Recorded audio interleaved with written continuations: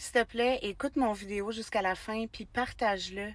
Parce que si je décide de prendre la parole aujourd'hui, puis de te partager la fraude que j'ai vécue hier, c'est parce que je me dis que si je peux aider une ou plusieurs personnes à ce que ça leur arrive pas, ben j'aurais fait ce que j'avais à faire. Puis c'est pas avec un sentiment très plaisant euh, que je fais cette vidéo-là pour vous expliquer, dans le fond, la fraude que j'ai été victime hier. Euh, Puis je suis quelqu'un de très allumé dans la vie. Puis ça m'est arrivé. Donc, je me suis fait vider tout l'argent dans mes 3 comptes de banque en l'espace d'un claquement de doigts.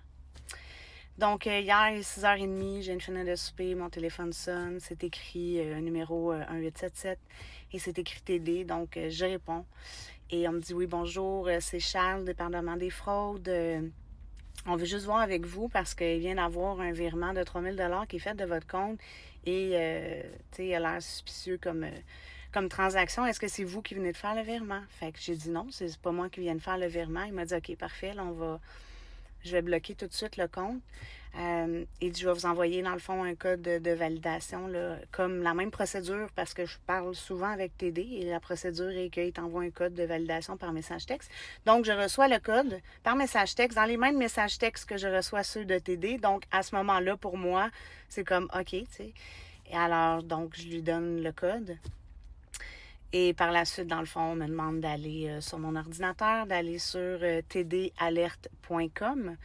Donc, le site ouvre, c'est vraiment un site comme celui de la TD, pareil, mais là, c'est écrit pour fraude et alerte.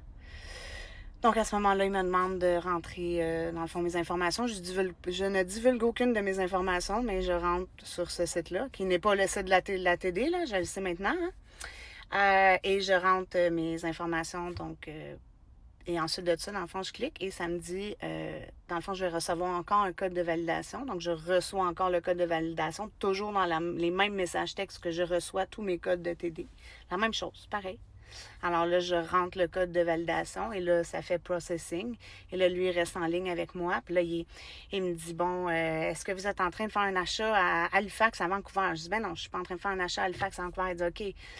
Et là, c'est là que ça se passe. Fait que pendant ce temps-là, il est en train de vider mon compte de banque.